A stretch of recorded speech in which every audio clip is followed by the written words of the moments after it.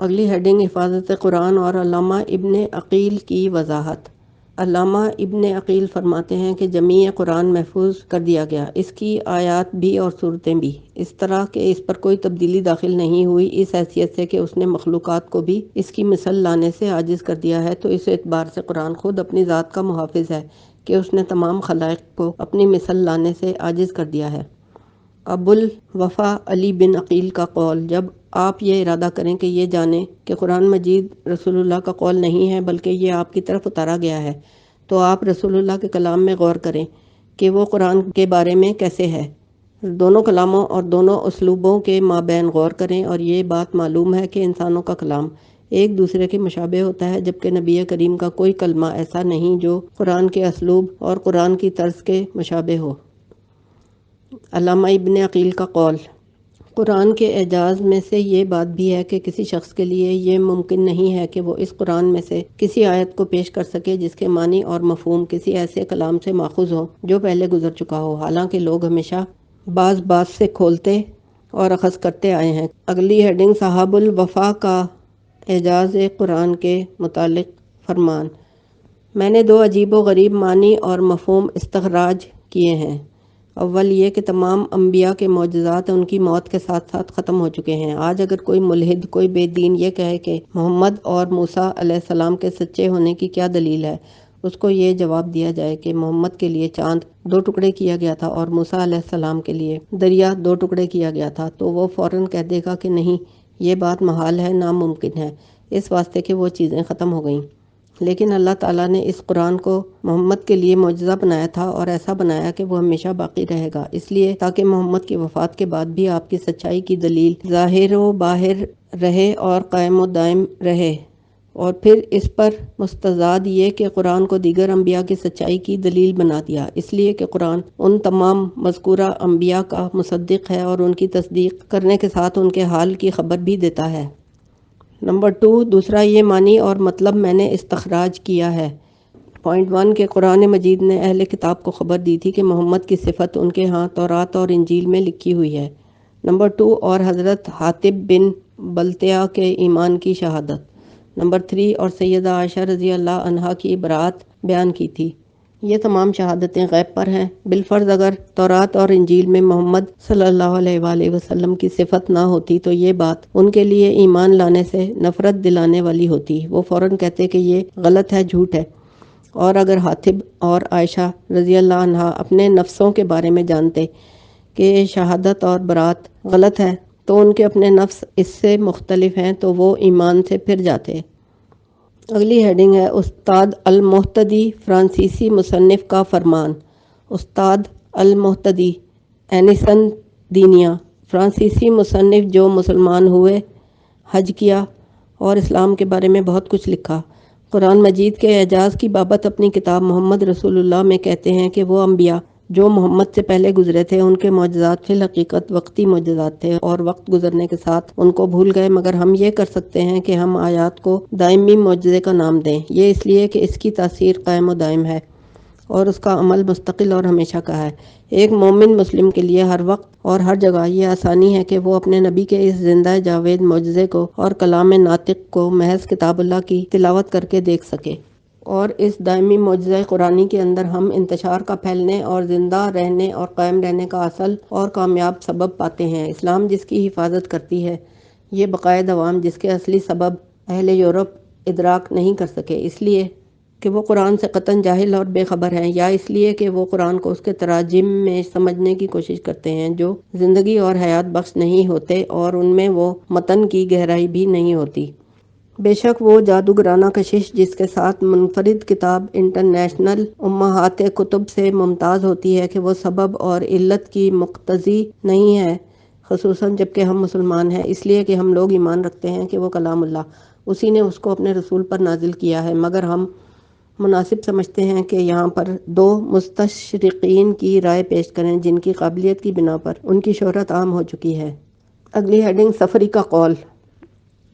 صفری یہ وہ پہلے شخص ہیں جنہوں نے فرانسیسی زبان میں قرآن مجید کا ترجمہ کیا ہے۔ وہ کہتے ہیں کہ محمد صلی اللہ علیہ وآلہ وسلم اپنی لغت کو اچھی طرح جانتے تھے، یہ ایسی لغت ہے کہ بساط عرض پر ہم ایسی کوئی چیز نہیں پاتے جو اس کے مشابہ ہو، بے نیاز ہونے میں اور حسن ترتیب میں۔ بے شک اس کے اپنے افعال اور الفاظ کی ترتیب کے سبب فکر انسانی کے لیے یہ بات ممکن ہو سکتی ہے کہ وہ مسلسل اپنی پرواز بلند کر سکے، نیز آپ اس کو انتہائی باریکی اور گہرائی کے ساتھ موصوف کر سکتے ہیں۔ یہ ایسا کلام ہے جس میں موسیقی کے پیارے پیارے نغمے ہیں جو مختلف خوبصورت حیوانی آوازوں کے مشابہ ہیں، اور ایسا کلام ہے جس میں پانیوں کے تیز بہاؤ کی گڑگڑاہٹ ہے، جس میں بجلی کی کڑک ہے، جس میں ہواؤں کی سنسناہٹ ہے۔ اگلی ہیڈنگ، آپ علیہ السلام کی فصاحت کا ذکر۔ محمد صلی اللہ علیہ وآلہ وسلم اس ازلی لغت کا پوری طرح علم رکھتے تھے، جیسے میں پہلے کہہ چکا ہوں۔ وہ لغت جو کثیر شعراء کے کلام سے زیادہ اپنی تازگی اور خوبصورتی کے ساتھ مزین ہے۔ محمد نے پوری کوشش کر ڈالی تھی کہ وہ اپنی تعلیمات کو ان تمام خوبیوں کے ساتھ آراستہ کر لیں جو بلاغت کے اندر حسن و جمال اور سحر بیانی ہوتی ہے۔ جزیرۃ العرب میں شعراء تقدیر سے بلند مقام کے ساتھ ساتھ پورا فائدہ اٹھاتے تھے۔ سید ربیہ مشہور شاعر نے اپنے قصیدوں میں سے ایک قصیدے کو باب کعبہ پر معلق کر دیا تھا، جس کی شہرت اور شاعرانہ قدرت چاروں طرف پھیل چکی تھی۔ شاید کوئی شوقین اپنے شوق کی تسکین کے لیے مقابلے میں آئے، مگر اس سے یہ اعزاز چھیننے کے لیے کوئی آگے نہ بڑھ سکا۔ ایک دن سید کے قصیدے کے برابر میں قرآن مجید کی 55ویں سورت یا دوسری سورت بھی معلق کر دی گئی۔ سید نے اس کو بہت پسند کیا اور اپنی ہزار عجب اور خود پسندی کے ساتھ اور مشرک ہونے کے باوجود اس نے محض اپنی شکست کا اقرار ہی نہیں کیا بلکہ اسی وقت مسلمان ہو گیا۔ اسی دن اس کے چاہنے والوں اور اس کے اشعار کے پرستاروں نے جو اس کے کلام کا ایک دیوان مرتب کرنا چاہتے تھے، اس سے اس کے اشعار اور کلام کے بارے میں پوچھا، تو اس نے یہ جواب دیا کہ اب میں اپنے اشعار کو دوبارہ دہرانے اور یاد کرنے کا اعادہ نہیں کروں گا۔ اس وقت اللہ کی نازل کردہ آیات کے خوف اور رعب نے اپنے ماں سوا کسی اور شے کی جگہ میری یادداشت کے اندر باقی نہیں چھوڑی۔ اگلی ہیڈنگ، سٹینلی لینپول کا قول۔ بے شک قرآن مجید کا اسلوب اس کی صورتوں میں سے ہر صورت میں ایک ایسے باب کا اسلوب ہے جو شفقت بکھیرتا ہے اور زندگی کو سکون دیتا ہے، اور اس کے الفاظ اس آدمی کے الفاظوں کی طرح ہیں جو دعوت کے لیے مخلص ہے۔ بے شک وہ ہمیشہ سے لے کر آج تک قوت و شجاعت فطری پر ابھارتا رہا ہے اور ابھار رہا ہے۔ اس کی گہرائی میں چنگاری ہے جس کے ساتھ وہ اتارا گیا ہے۔ اگلی ہیڈنگ، حضور کی حیات علیہ اور جہاد میں نبوت کے دلائل۔ نبی کریم کی حیات طیبہ رفعت و بلندی کی اس انتہا کو پہنچ گئی تھی جہاں تک کوئی انسان نہیں پہنچ سکتا ہے، اور آپ کی حیات مبارکہ رسالت سے قبل بھی سچائی اور امانت اور شرافت کے اعتبار سے ضرب المثل تھی، جیسے رسالت کے بعد تمام حیات مبارکہ قربانی اور صبر اور جہاد فی سبیل اللہ سے عبارت تھی، ایسی قربانی جس سے بارہا آپ کی زندگی موت کا نشانہ بنی۔ اگر محمد اپنے رب کی رسالت اور پیغام چھپانے میں اور اپنے اس چیز کے ساتھ ایمان میں سچے نہ ہوتے جس کے ساتھ اللہ نے ان کو اٹھایا تھا، اور اپنی رسالت کے عام ہونے کا یقین نہ ہوتا، تو ہم دیکھتے کہ زمانوں کے گزر کے ساتھ ساتھ تو آپ کی حیات طیبہ کے آثار اور آپ کے فرامین مٹ جاتے، جبکہ اس کے برعکس ہم یہ دیکھتے ہیں کہ آپ کی تعلیمات اور آپ کی حیات طیبہ کے آثار اور اسوہ حسنہ صرف قائم و دائم ہی نہیں بلکہ اس کی تابانیت روز بروز بڑھ رہی ہے۔ اگلی ہیڈنگ، حضرت عبداللہ ابن عباس سے مروی ہے کہ جب یہ آیت نازل ہوئی، ترجمہ، اے محمد آپ اپنے قریبی رشتہ داروں کو ڈرائیے۔ رسول اللہ کوہ صفا پر، تو نبی کریم کوہ صفا پر چڑھ گئے اور اعلان کیا، اے قریش کی جماعت۔ تو قریش نے کہا کہ محمد کوہ صفا پر چیخ کر کچھ کہہ رہے ہیں۔ وہ سب چلے آئے اور سب جمع ہو گئے اور پوچھنے لگے، کیا ہوا اے محمد؟ حضور نے فرمایا، تم لوگ بتاؤ کہ اگر میں تمہیں یہ خبر دوں کہ اس پہاڑ کے دامن میں ایک شیر ہے جو تم پر حملہ کرنا چاہتا ہے تو کیا تم مجھے سچا مان لو گے؟ قریش نے کہا کہ جی ہاں، آپ ہمارے نزدیک سچے اور غیر منہم زدہ ہیں، ہم نے آپ کے اوپر کبھی جھوٹ کا تجربہ نہیں کیا۔ تو حضور نے فرمایا، بے شک میں تم لوگوں کو عذاب شدید سے پہلے ڈراتا ہوں، اے بنی عبد المطلب، اے بنو عبد مناف، اے بنو زہرہ، یہاں تک کہ آپ نے ایک ایک کر کے قریش کے تمام قبائل کو شمار کیا اور فرمایا، بے شک اللہ نے مجھے حکم دیا ہے کہ میں اپنے قریبی رشتہ داروں کو ڈراؤں، اور بے شک میں تمہارے لیے دنیا کے کسی فائدے کا مالک نہیں ہوں اور نہ ہی آخرت میں کوئی تمہیں حصہ دلوا سکتا ہوں، ہاں مگر یہ کہ تم اگر لا الہ الا اللہ کو مان لو۔ پوائنٹ 2، حضرت ابو ہریرہ سے مروی ہے کہ رسول اللہ لوگوں میں اس وقت خطبہ دینے کھڑے ہوئے جب اللہ نے یہ آیت اتاری، آپ اپنے قریبی رشتہ داروں کو ڈرائیے۔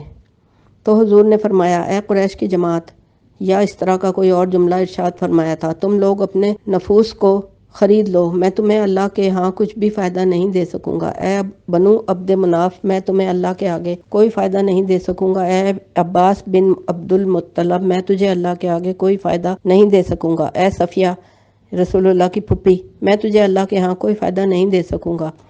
اے فاطمہ بنت محمد رسول اللہ، مجھ سے مانگ لو میرے مال میں سے جو کچھ چاہو، میں تجھے اللہ کے ہاں کسی چیز کا فائدہ نہیں دے سکوں گا۔ کتب سیرت خبر دیتی ہیں کہ قریش ابو طالب کی طرف دوڑے دوڑے گئے تاکہ وہ محمد صلی اللہ علیہ وآلہ وسلم کو دعوت میں دائمی پابندی کرنے سے روکیں۔ جب قریش ان سے ملے تو کہنے لگے، اے ابو طالب، بے شک آپ کا بھتیجا ہمارے الہوں معبودوں کو گالیاں دیتا ہے اور ہمارے دین کو عیب لگاتا ہے، ہمارے عقل مندوں کو بیوقوف کہتا ہے، ہمارے باپ دادوں کو گمراہ قرار دیتا ہے۔ یا تو آپ اس کو ہم سے روک دیں ورنہ ہمارے اور اس کے درمیان سے آپ ہٹ جائیں۔ آپ بھی دین میں اس کے خلاف ہیں جس طرح ہم ہیں، یعنی آپ بھی بدستور ہمارے دین پر ہیں، اس کے دین پر نہیں ہیں، لہٰذا آپ اور ہم مل کر اس سے اپنے دین کی حفاظت کریں۔ ابو طالب نے ان کے ساتھ نرم بات چیت کی اور ان کو خوبصورت جواب دیا، جس سے وہ واپس چلے گئے، اور ادھر رسول اللہ اپنی اسی ڈگر پر چل رہے تھے جس پر وہ تھے۔ وہ اللہ کے دین کو غالب کر رہے تھے اور اس کی طرف دعوت دے رہے تھے۔ اس کے بعد حضور کے اور قریش کے درمیان ٹھن گئی، یہاں تک کہ لوگ ایک دوسرے سے دور ہو گئے اور ایک کے ساتھ بغض اور کینہ رکھنے لگے، اور قریش کثرت کے ساتھ اپنی مجالس میں رسول اللہ کا تذکرہ کرنے لگے اور ان کے معاملے میں ایک دوسرے کو طعنے دینے لگے اور بعض کو ان کے خلاف ابھارنے لگے۔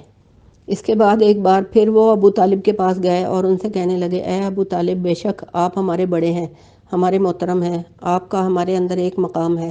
ہم نے آپ سے درخواست کی تھی کہ آپ اپنے بھتیجے کو ہمارے معاملے میں مداخلت کرنے سے روکیں، مگر آپ نے اس کو ہمارے معاملے میں گڑبڑ کرنے سے نہیں روکا۔ بے شک ہم لوگ اللہ کی قسم اس کیفیت پر صبر نہیں کر سکتے کہ ہمارے آباء و اجداد کو گالیاں دی جائیں اور ہمارے عقل مندوں کو بیوقوف کہا جائے اور ہمارے معبودوں مشکل کشاؤں کو برا کہا جائے، اس وقت تک جب تک آپ اس کو ہم سے روک دیں، ورنہ ہم اس کو بھی اور آپ کو بھی ایک ہی جیسا سمجھیں گے، یہاں تک کہ دونوں فریقوں میں سے کوئی ہلاک ہو جائے گا۔ یا جیسے انہوں نے کہا، پھر وہ اس سے ہٹ گئے۔ لہٰذا ابو طالب نے اپنی قوم کے فراق کو اور اس کو چھوڑ دینے کو بہت بڑا المیہ سمجھا اور ان کی دشمنی کو بھی، اور ادھر وہ خوش دلی سے رسول اللہ کے اسلام کو بھی پسند نہیں کر رہے تھے اور وہ حضور کو بے یار و مددگار بھی نہیں چھوڑ سکتے تھے۔ اگلی ہیڈنگ، ابو طالب کی ہمدردانہ گفتگو۔ لہٰذا ابو طالب نے رسول اللہ کے پاس پیغام بھیج کر بلایا اور کہا، اے بھتیجے، آپ کی قوم میرے پاس آئی ہے اور انہوں نے مجھے ایسے ایسے کہا ہے جو بھی بات انہوں نے کہی تھی، لہٰذا آپ مجھے بھی جینے دو اور خود بھی جیو اور مجھ سے اس معاملے میں اتنا بوجھ نہ اٹھواؤ جس کی مجھے طاقت نہیں۔ حضور نے گمان کیا کہ ان لوگوں نے میرے چچا کو مجبور کر دیا ہے، لہٰذا وہ مجھے رسوا کر دے گا اور مجھے بے یار و مددگار چھوڑ دے گا، اور وہ میری نصرت کرنے سے اور میرا ساتھ دینے سے عاجز آ گئے ہیں۔ رسول اللہ نے فرمایا، اے چچا جان، اللہ کی قسم اگر یہ لوگ سورج کو لا کر میرے دائیں ہاتھ پر رکھ دیں اور چاند کو لا کر میرے بائیں ہاتھ پر رکھ دیں، اس شرط پر کہ میں اس معاملے کو چھوڑ دوں، تو ایسا نہیں ہو سکتا، میں ایسا کرنے کو تیار نہیں ہوں یہاں تک کہ اللہ اس دین کو غالب کر دے، یا میں اسی راستے میں جان دے دوں گا مگر اس کو نہیں چھوڑوں گا۔ کہتے ہیں اس کے بعد حضور کی آنکھوں میں آنسو بھر آئے اور وہ رو پڑے، پھر آپ اٹھ کر جانے کے لیے کھڑے ہو گئے۔ جب جانے لگے تو ابو طالب نے ان کو بلایا اور کہا، یہاں آئیے اے بھتیجے۔ کہتے ہیں کہ حضور واپس آئے ان کے پاس اور انہوں نے کہا، بھتیجے اب جائیے اور دین کی طرف دعوت کے بارے میں کہتے رہیے جو پسند کریں، اللہ کی قسم میں کبھی بھی آپ کو کسی چیز میں بے یار و مددگار نہیں چھوڑوں گا۔ اگلی ہیڈنگ، رسول اللہ صلی اللہ علیہ وآلہ وسلم طائف میں۔ جب ابو طالب کی وفات ہو گئی تو قریش رسول اللہ پر دلیر ہو گئے اور انہوں نے آپ کو تکلیف پہنچائی، لہٰذا آپ طائف کی طرف دعوت اسلام دینے کے لیے نکل گئے۔ زید بن حارث بھی آپ کے ساتھ تھے۔ یہ 10 نبوی ماہ شوال کے آخری ایام تھے۔ حضور نے طائف میں 10 دنوں تک قیام کیا۔ آپ طائف کے تمام شرفاء اور معززین کے پاس دعوت توحید و دعوت اسلام لے گئے اور ان سے بات چیت کی، اور محمد نے ان کو اسلام کی طرف بلایا، خصوصاً 3 بھائیوں کو جو بنو ثقیف کے سردار اور معزز آدمی تھے۔ ان کے نام مندرجہ ذیل تھے: نمبر 1 عبد یالیل، نمبر 2 مسعود، نمبر 3 بنو عمرو بن عمیر بن عوف۔ حضور ان کے پاس بیٹھے اور ان کو اللہ کی طرف دعوت دی اور ان سے اس سلسلے پر بات چیت کی جس مقصد کے لیے آپ ان کے پاس پہنچے تھے، کہ وہ اسلام پر حضور کے ساتھ نصرت اور تعاون کریں اور حضور کے ساتھ کھڑے ہو جائیں ہر اس آدمی کے خلاف جو حضور کی مخالفت کرے یا ان کی قوم میں سے۔ چنانچہ ان میں سے ایک نے جواب دیا، وہ درج ذیل ہے۔ نمبر 1، ایک نے کہا کہ اگر اللہ نے تجھے رسول بنا کر بھیجا ہے تو میں کعبے کا غلاف نوچ کر پھینک دوں گا۔ نمبر 2، دوسرے نے کہا کہ کیا اللہ کو تیرے سوا اور کوئی نہیں ملا جس کو وہ رسول بنا کر بھیجتا؟ تیسرے نے کہا کہ میں کبھی بھی تم سے بات نہیں کروں گا، اور اگر تم رسول ہو اللہ کی طرف سے جیسے کہ تم کہتے ہو تو آپ بہت بڑے خطرے میں ہیں اس سے کہ میں آپ کی بات کا جواب دوں، اور اگر آپ اللہ پر جھوٹ باندھتے ہیں تو میرے لیے مناسب نہیں کہ میں آپ سے کلام کروں۔ اگلی ہیڈنگ، اوباش لڑکوں کا پیچھا کرنا۔ چنانچہ رسول اللہ ان کے ہاں سے اٹھ کھڑے ہوئے اور اس حال میں کہ آپ بنو ثقیف کی خیر سے مایوس ہو چکے تھے، انہوں نے اپنے اوباشوں، آوارہ لڑکوں اور اپنے غلاموں کو حضور کے پیچھے بھیج دیا۔ وہ ان کو گالیاں دیتے، فقرے کستے اور ان پر چیخ و پکار کرتے، شور مچاتے رہے، حتیٰ کہ لوگ اکٹھے ہو گئے۔ آپ کو مجبور کر کے ایک باغ میں لے گئے جو عتبہ بن ربیعہ اور شیبہ بن ربیعہ کا تھا، اور وہ دونوں اس میں موجود تھے، لہٰذا وہ بنو ثقیف کے اوباش جو پیچھے لگے ہوئے تھے وہ چھوڑ کر چلے گئے۔ اگلی ہیڈنگ، آپ علیہ السلام کی دعا۔ حضور انگوروں کی بیل کی ایک چھتری تلے سائے میں بیٹھ گئے اور ربیعہ کے 2 بیٹے حضور کی طرف دیکھ رہے تھے اور یہ بھی دیکھ رہے تھے کہ جو کچھ طائف کے آوارہ لڑکوں نے آپ کے ساتھ سلوک کیا تھا۔ حضور کی جب سانس بحال ہو گئی تو آپ نے فرمایا، ترجمہ، اے اللہ، میں تیری بارگاہ میں اپنی قوت کے ضعیف اور کمزور ہونے کا شکوہ کرتا ہوں، اور اپنی تدبیر کی کمی اور ناکافی ہونے کا بھی شکوہ کرتا ہوں، اور لوگوں کے سامنے اپنے کمزور ہونے کا بھی۔ اے سب سے بڑے رحم کرنے والے، تو ہی کمزوروں کا رب ہے اور تو ہی میرا رب ہے۔ آپ مجھے کس کے حوالے کریں گے؟ کسی ایسے بعید کی طرف جو میری فریاد نہ سن سکے، یا کسی ایسے دشمن کے حوالے جس کو آپ نے میرے معاملے کا اختیار دے رکھا ہو؟ اگر تجھے میرے اوپر ناراضگی نہیں ہے تو کوئی پرواہ نہیں کرتا، مگر تیری طرف سے میرے لیے عافیت عطا ہونا زیادہ وسیع ہے۔ میں تیری ذات کے اس نور کے ساتھ پناہ لیتا ہوں جس سے تاریکیاں اجالوں میں بدل جاتی ہیں اور اس پر دنیا اور آخرت درست ہو جاتی ہے۔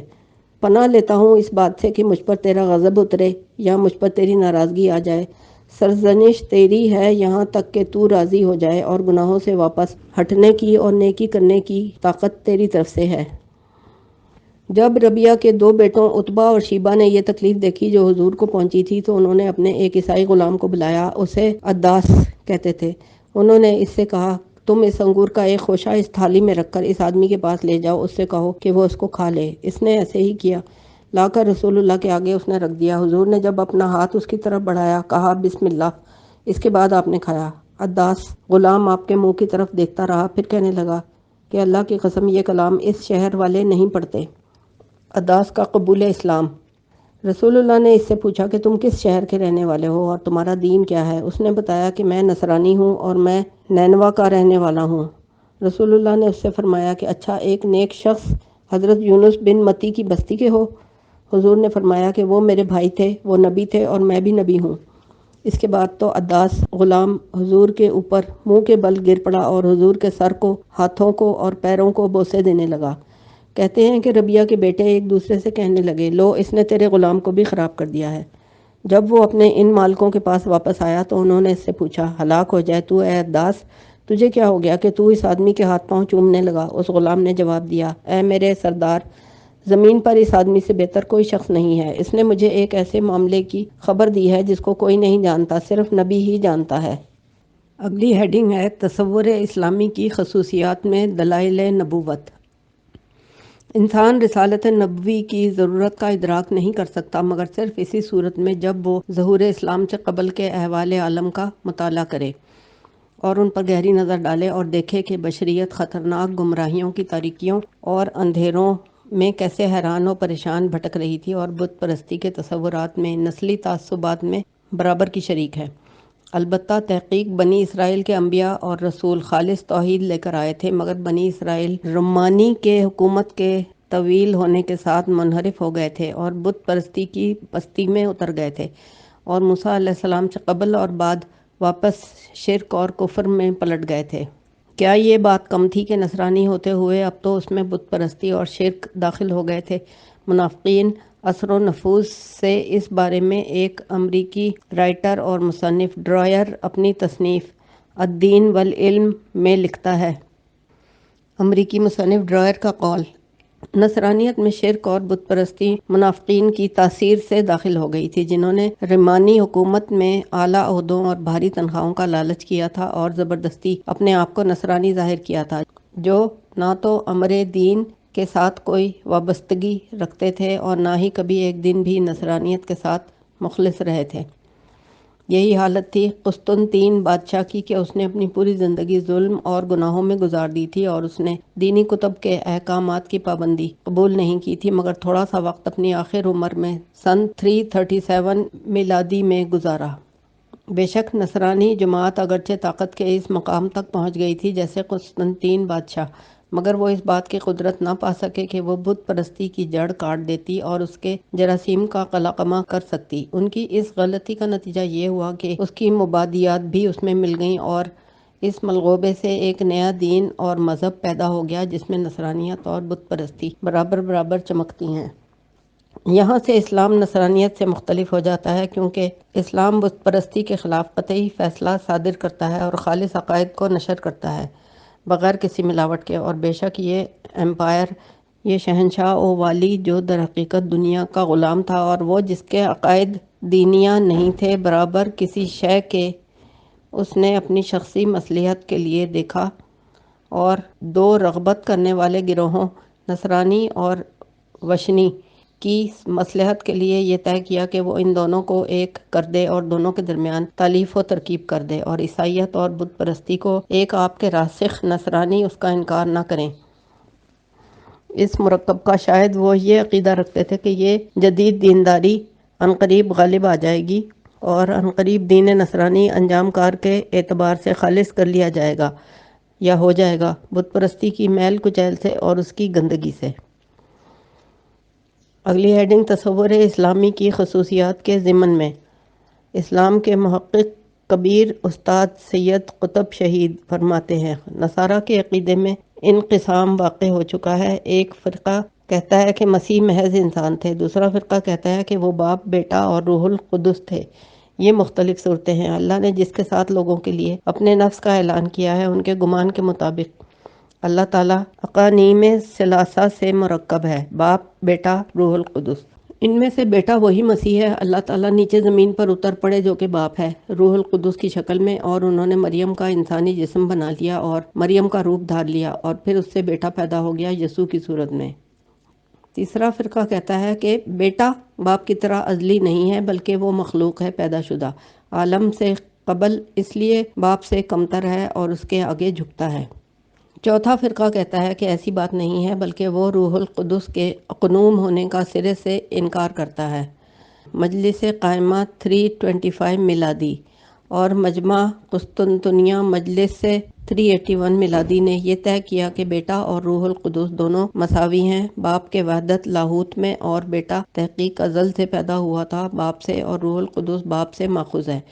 مسجد طلعتلہ 589 میلادی نے طے کیا کہ روح القدس بھی ابن سے ماخوذ ہے، لہٰذا کنیسہ شرقی اور کنیسہ غربی نے اس نقطے کے وقت اختلاف کر لیا اور مختلف ہو گئے۔ ان میں سے پانچویں فرقے نے مریم کو الہ یعنی معبود اور مشکل کشا حاجت روا قرار دیا، جیسے انہوں نے مسیح بما اسلام کو الہ قرار دیا ہے۔ اگلی ہیڈنگ ہے ڈاکٹر فرد بٹلر کا قول۔ ڈاکٹر فرد بٹلر اپنی کتاب فتح العرب لمصر میں لکھتے ہیں، ترجمہ استاد محمد فرید ابو حدید فرماتے ہیں، کوٹ: بے شک یہ 2 صدیاں 5ویں اور 6ٹھی صدی مقابلے کا عہد تھا، مصریوں اور رومانیوں کے مابین ایسا مقابلہ جس کو قوم اور جنس اور دین کا الگ الگ ہونا اور مختلف ہونا اور بڑھا دیتا ہے اور زیادہ کر دیتا ہے، جبکہ دین کا الگ الگ ہونا اور مختلف ہونا قومیت کے مختلف ہونے سے زیادہ شدید تھا، کیونکہ اس وقت یہ اختلاف تمام علقوں کی علت اور سب سے بڑا سبب تھا۔ اس عداوت کا شہنشاہیت اور منوخصبت کے درمیان، اور طائفہ اولیٰ جو تھا، جیسے اس کا نام اس پر دلالت کرتا ہے، حکومت شہنشاہی کے مذہب کا گروہ تھا اور ملکوں اور شہروں کا گروہ تھا، اور عقیدہ رکھتا تھا ثنیہ موروثی، اور یہ تھا مسیح کی فطرت اور طبیعت کو جوڑنا اور مرکب ماننا، جبکہ دوسرا طائفہ قبط منوخسین مصر کا ایک گروہ تھا، یہ اس عقیدے کو برا سمجھتا تھا اور اس کی حوصلہ شکنی کرتا اور اس کو رسوا کرتا تھا اور ان سے شدید محاربہ اور جنگ کرتا تھا دلیری کے ساتھ طوفانی انداز میں۔ یہ ہمارے لیے انتہائی مشکل ہے کہ ہم اس کا تصور یہی کر سکیں یا اس کی حقیقت کو جان سکیں، خاص طور پر اس لیے بھی کہ یہ سب کچھ اس قوم میں ہو رہا تھا جو سمجھ بوجھ رکھتے تھے بلکہ انجیل پر ایمان رکھتے تھے۔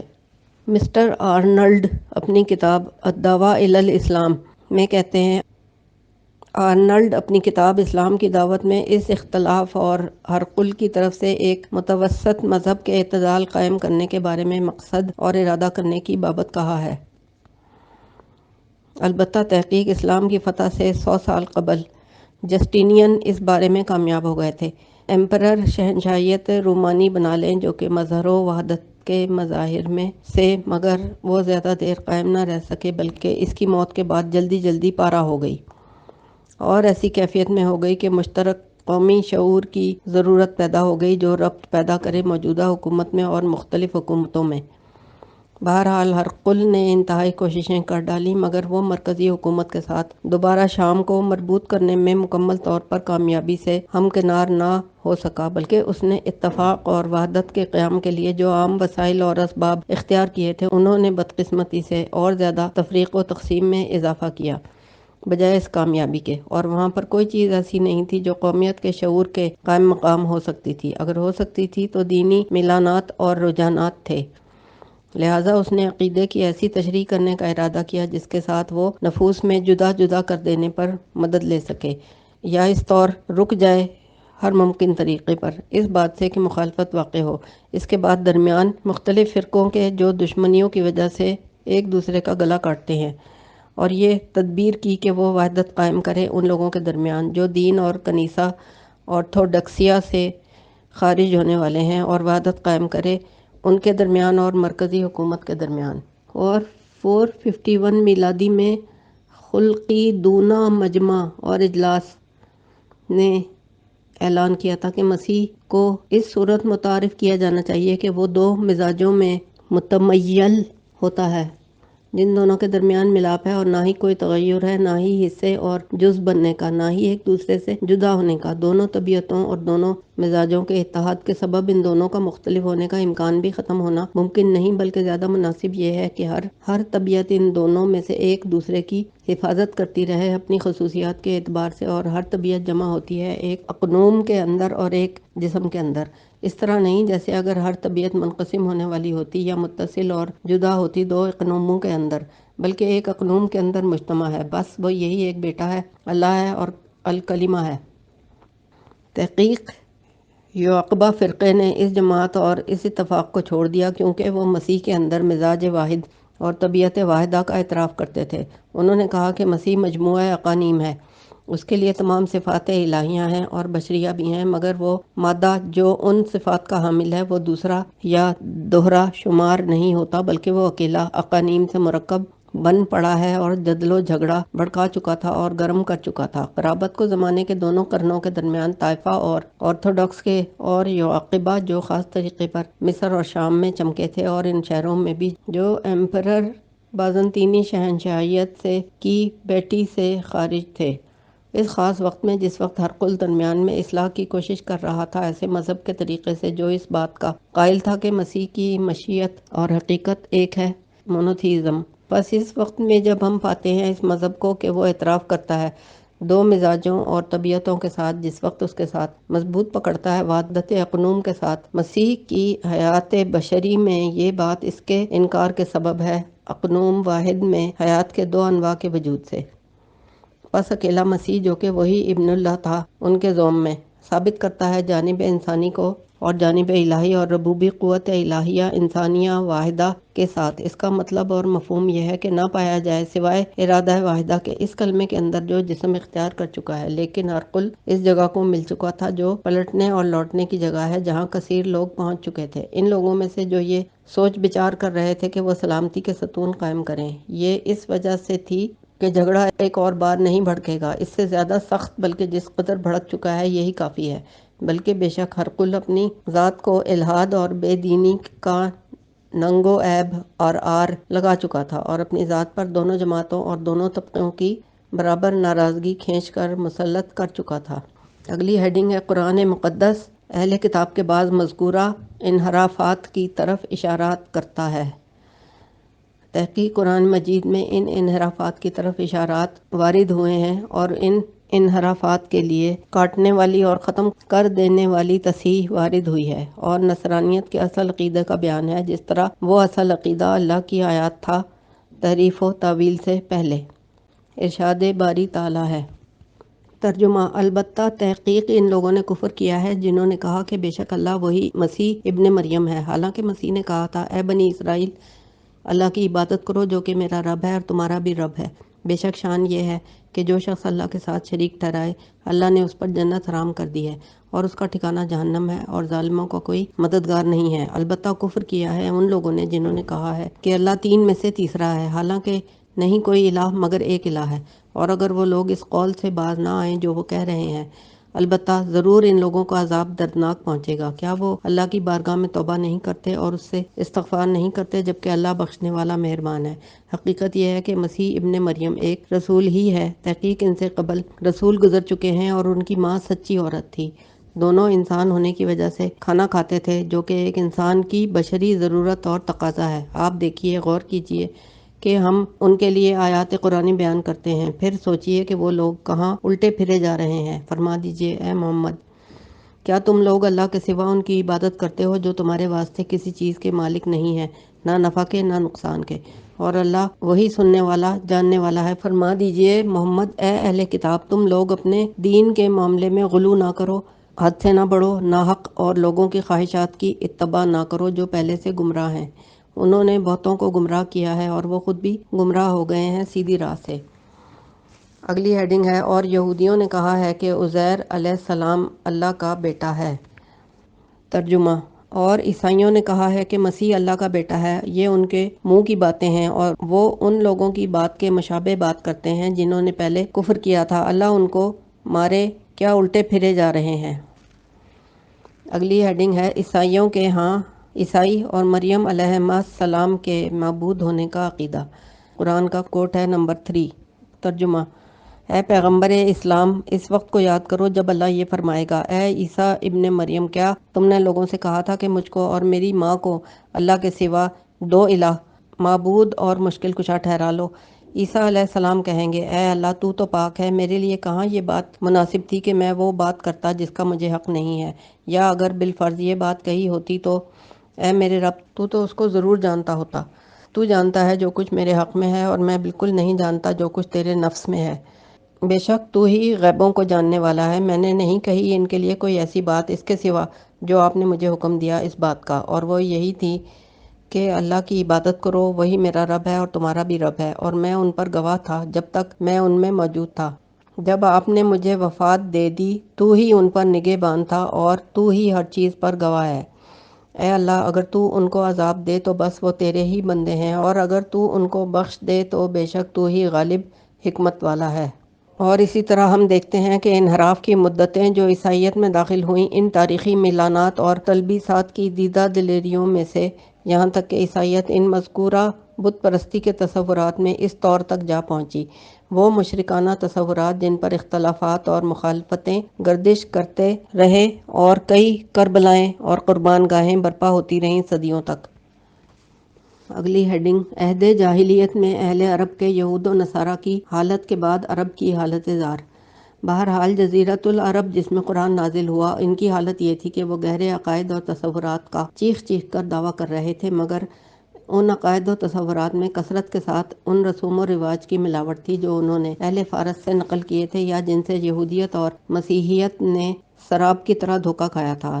دونوں نے اپنی منحرف صورت میں، جن میں وثنیت خاصہ بت پرستی داخل ہو چکی تھی، جو انحرافات سے الگ تھی جو ملت ابراہیمی میں واقع ہو چکے تھے، وہ ملت ابراہیمی عرب جس کی صحیح حالت میں وارث ہوئے تھے، مگر انہوں نے اس کو بھی بدل دیا تھا۔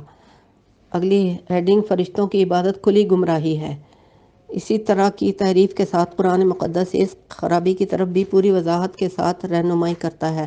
عربوں نے یہ زعم قائم کر رکھا تھا کہ فرشتے اللہ کی بیٹیاں ہیں، حالانکہ وہ خود اپنے لیے بیٹیوں کو مکروہ اور ناپسند کرتے تھے۔ اس کے بعد انہوں نے فرشتوں کی عبادت شروع کر دی تھی۔ اس کے علاوہ انہوں نے بتوں کی مورتیاں بنا رکھی تھیں۔ ان کے بارے میں وہ یہ عقیدہ رکھتے تھے کہ یہ اللہ تعالیٰ کے آگے ہمارے لیے سفارش کرتے ہیں اور ان کی سفارش مسترد نہیں ہوتی، اور وہ لوگ ان بتوں اور مورتیوں کے ساتھ اللہ سبحانہ و تعالیٰ کی بارگاہ میں مقرب ہونے کی کوشش کرتے تھے۔ اگلی ہیڈنگ قرآن مجید کی اطلاع۔ ارشاد باری تعالیٰ ہے، کوٹ: ترجمہ: اہل عرب نے اللہ کے بندوں یعنی اللہ کی مخلوق کو اللہ کا جزو اور اس کا حصہ بنا دیا ہے، حالانکہ اللہ تعالیٰ اجزاء سے پاک ہے۔ بے شک انسان واضح طور پر بڑا ناشکرا ہے۔ کیا بھلا اللہ تعالیٰ نے اپنی تخلیق کردہ چیزوں میں سے اپنے لیے بیٹیوں کو منتخب کر لیا ہے، یعنی اپنی بیٹیاں ٹھہرا رکھی ہیں جو تم ناپسند کرتے ہو، اور تم لوگوں نے بیٹوں کے ساتھ خاص کر لیا ہے، اور جب ان میں سے کسی کو خوشخبری سنائی جاتی ہے اس جنس کی جس کی وہ رحمان کے لیے مثل بیان کرتے ہیں، یعنی بیٹی کی اطلاع، تو اس کا چہرہ سیاہ پڑ جاتا ہے اور وہ غصے سے گھٹ رہا ہوتا ہے۔ کیا بھلا وہ جنس جس نے زیور اور آراستگی میں پرورش پائی ہو اور وہ جھگڑے اور بحث میں بھی واضح بات نہ کر سکے، کیا یہ اس کو اللہ کی بیٹیاں کہتے ہیں؟ نیز ان لوگوں نے فرشتوں کو جو کہ رحمان کے بندے ہیں مؤنث میں قرار دے رکھا ہے۔ کیا بھلا یہ لوگ ان کی تخلیق کے وقت موجود تھے اور مشاہدہ کر رہے تھے؟ پھر کیا ان کی شہادت لکھی جائے گی اور ان سے اس شہادت کے بارے میں سوال ہوگا؟ وہ تو یہ کہتے ہیں کہ اگر رحمان چاہتا تو ہم ان کی عبادت نہ کرتے، جبکہ ان کو اس بارے میں حقیقت کا کوئی علم نہیں ہے۔ وہ محض اندازے لگاتے اور خیال اور گمان کے گھوڑے دوڑاتے ہیں۔